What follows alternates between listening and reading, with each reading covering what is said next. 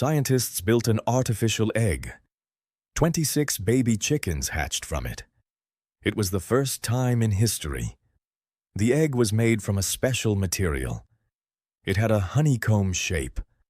A thin layer let air reach the baby bird inside.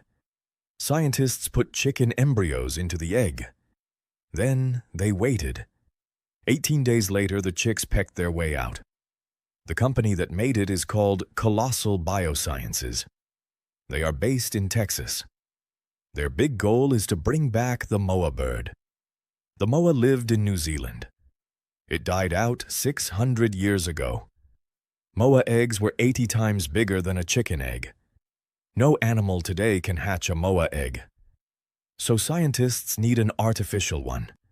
Now they will test it with bigger birds. They want to use eggs from emus and ostriches.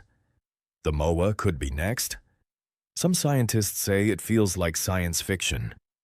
But the chicks are real.